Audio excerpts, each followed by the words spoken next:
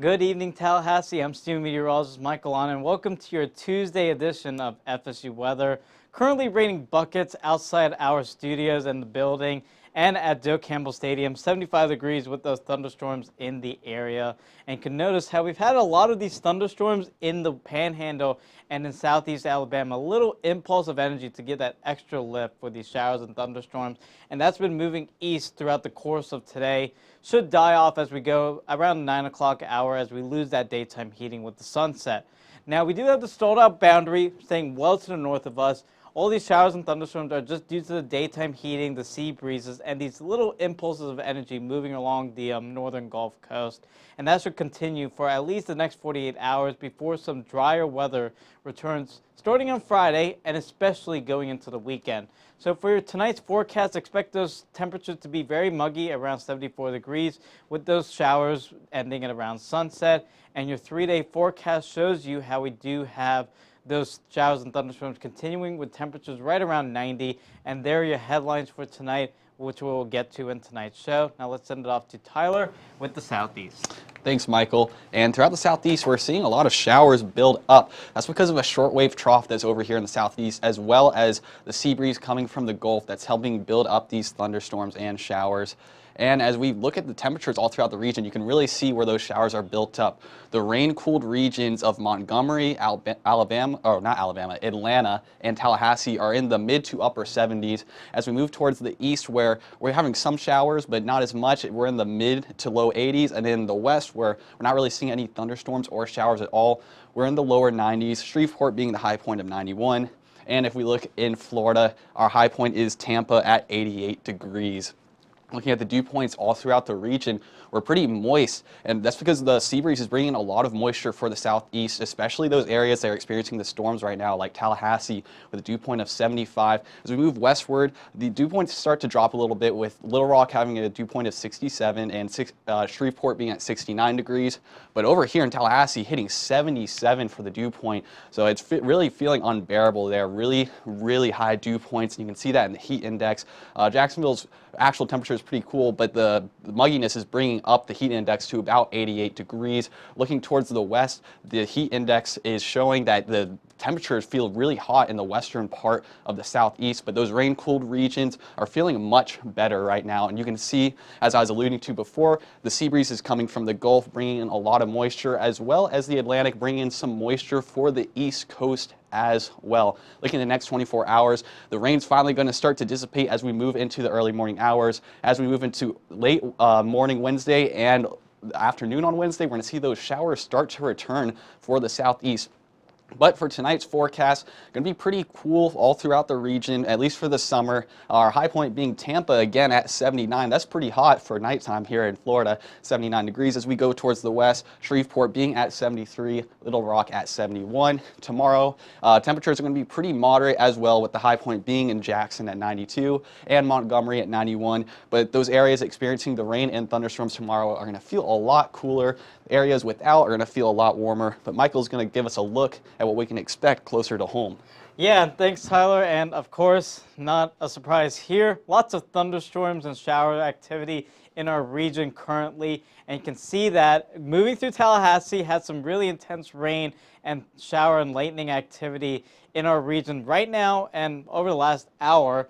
And a lot of this activity has been at the Panhandle. Again, we had a little bit of an impulse of energy, allowing that extra lift for these showers and thunderstorms. Not much across the Big Bend coastline and into South Georgia, but that will change as the shower and thunderstorm activity moves off towards the east. Tallahassee, you're right in the middle of this shower and thunderstorm, and it should be dying off in the next 30 to 45 minutes. Out toward the Panhandle, conditions are clearing out as most of those showers and thunderstorms have moved off towards Tallahassee and the Big Bend coastline.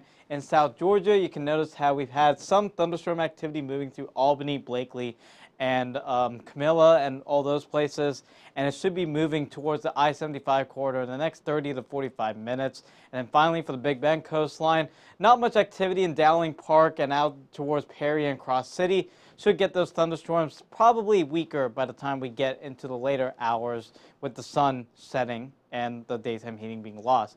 Now, the rainfall for today, nothing, but this is what's taken at 5:40. And in the last hour, we've had about a half an inch of rain at the Tallahassee airport. So expect this to change with the 2 a.m. update, which would be above normal for today, but will still be well below normal for the month and the year. We do need the rain here, 10 inches below average for this time of year. Currently 75 degrees with those thunderstorms in the area, and you can notice the rain cool spots in Quincy and Tallahassee and Valdosta in the upper 70s. Warmer spots down towards the coastline where they haven't had that rainfall for today. Sumatra's at 88, 87 in Caribou, and 85 in Apalachicola.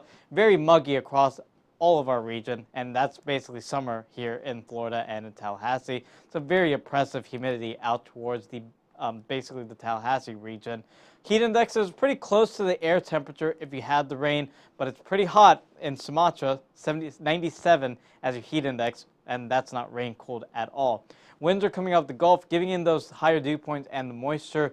Showers and thunderstorms should be dying off at around 9 o'clock, 10 o'clock once we lose that daytime heating. And then the same pattern begins. Might have some thunderstorm activity earlier in the panhandle around 8 a.m. and moving to Tallahassee at around 11 a.m. So expect those showers and thunderstorms to maybe pop up earlier in the day, but the enhancement will especially be in the afternoon as that daytime heating is maximized. We do need the rain, 10 inches below average for this time of year, and so we're still in that moderate drought. We'll have the update for you on Thursday. Should see some slight improvement, but that 7-day forecast shows you once we get through Friday with those normal showers and thunderstorms, a drying trend returns for the weekend as a ridge builds in. And look at those temperatures really heat up into the upper 90s. Now, but I really like this graphic here showing us how hot it's really getting here during the summer in the United States. Not really a surprise. Yesterday's high was in Death Valley, California, a high of 113 degrees. And once again, not a surprise either. In Pikes Peak Summit, Colorado, up in the mountains, the low for this morning was at 28 degrees. And as we move to looking at the rest of the United States, looking at our temperatures, right now Phoenix is the hot spot at 101. Much of the east and southeast is pretty warm, pretty comfortable, with the hot spot being at Washington, D.C. at 85 degrees, and those rain-cooled spots of Atlanta and Tallahassee being a little bit cooler. As we move towards the west, things start to cool off as well. San Francisco getting down to 67 degrees, and Seattle getting all the way down to 64. And we can really see the boundary of these dew points. Very moist and muggy in the east, very dry in the west. And that's because high pressure is really dominating the western region of the United States right now, and low pressure is dominating more of the east and southeast regions of the United States right now. Of course, the west coast right now, San Francisco and LA, they're the outliers, and Seattle. That's because they're right on the coast, so they're getting a lot of moisture from the ocean to help push those dew points up. And you can actually see right here where the low pressure system is, this counterclockwise movement southwest of Kansas City. And we can see the high point of our winds in San Francisco at 23 miles per hour. Elsewhere in the United States, well, actually Billings is all the way up at 30 miles per hour, but the rest of the United States, just some breezy conditions, nothing to worry about. And we can see this stalled out front here in the midsection of the United States. Not expected to impact Tallahassee, but this low pressure system over here to the west, we expect will bring a new front, and we will have to keep track of that to see what that means for Tallahassee. But zooming into Omaha, they have been experiencing a lot of rain and storms today. In fact, the Louisville and Auburn game was put on hold because of these storms, and I'm not sure if they're still on hold right now, but we're not going to have to worry about that tomorrow for FSU's game because it's going to be really clear, not a chance of rain. We're going to get up to 82 degrees, but Wednesday and Thursday, those rain chances are going to be pretty high at 40% and 60%. But tomorrow, it's going to look great for FSU versus Texas Tech. Hopefully the Noles can bring a bounce-back win after losing to Michigan yesterday. We're going to get all the way up to 78, but it's going to cool down by the time the games start. And by the time we get down to 10 p.m., it's going to be really nice at 70 degrees. Looking at the next 48 hours, the rain in the southeast and the central United States is going to start to clear up a little bit, except right here in Louisville, Wednesday at 7:20, we're still going to see those storms continue to move eastwards towards Washington, D.C. and the New York area. Much of the west coast is not really going to feel the impact of rain. Looking at tonight, much of the southeast is going to stay pretty comfortable but warm. The northeast getting up to 62 in Boston. As we move towards the west, temperatures start to cool down, especially in Denver, as usual, staying pretty cold. Tomorrow's forecast forecast, though. Phoenix going to be really hot at 103, San Antonio at 100. As we move northward, the temperatures will start to cool down. Southeast seeing much of the mid-80s right now. But Michael's going to give us a closer look for the entirety of Florida. Yeah, thanks, Tyler. It's pretty neat seeing that low spinning over Omaha. But let's go to the unsettled part of the country, Florida. You can see how we have all of these showers and thunderstorms smattering the Panhandle and the peninsula, and a lot of activity over the Gulf and into the Atlantic. Let's zoom into the Panhandle first.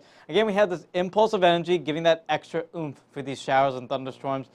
That line is moving on the east side of Tallahassee, so if you're especially around the I-10 and Mahan corridor, that's where you're getting the heaviest of the rain, and it's going to move into Jefferson County within the next 15 to 30 minutes. Out towards the first coast, the Space Coast, and north central Florida, notice how we don't have as much shower and thunderstorm activity except along the Atlantic coastline, but the storms should be dying off as we head into the sunset hours and into the overnight hours. You can notice how we have this line of storms moving through the Space Coast, and central Florida have some storms just south of Orlando and Celebration, Florida, but mostly clear conditions for most of central Florida and should be dying off in terms of your shower and thunderstorm activity into the overnight hours. And then for South Florida, lots of cloud cover and shower activity, especially across South Florida coastline.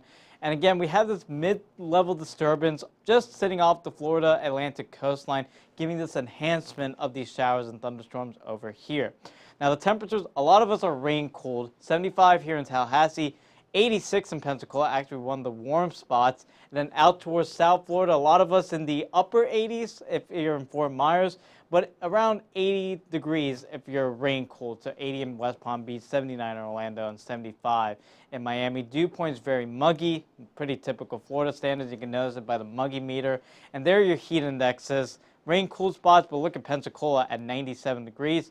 Again, tomorrow, pretty similar. Honestly, Florida, there you go. Your showers and thunderstorms in the afternoon, a little enhancement due to that mid-upper disturbance sitting up the Atlantic coast.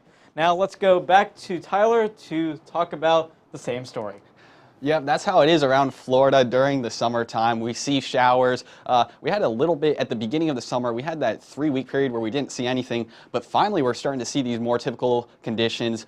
Showers in the afternoon, hot in the mornings and the evenings, though, when the showers start to move out. Tallahassee, though, we're seeing a lot of thunderstorms in the region right now, moving through as they're just starting to move through Tallahassee.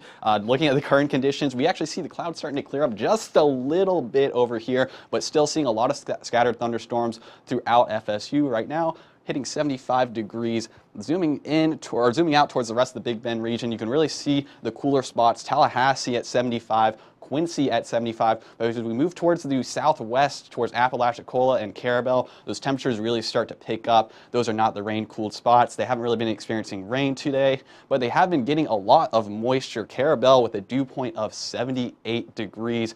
It's really muggy there, but you could say the same thing for the rest of the Big Bend region, with the least muggy place being Bainbridge as usual with a dew point of 70 degrees. And the high dew points are coming from the Gulf Stream, the wind coming from the Gulf, bringing a lot of moisture for us. Not really high winds, though. Perry at 10 miles per hour, moving towards the coast of Apalachicola, and Carabel also 10 miles per hour.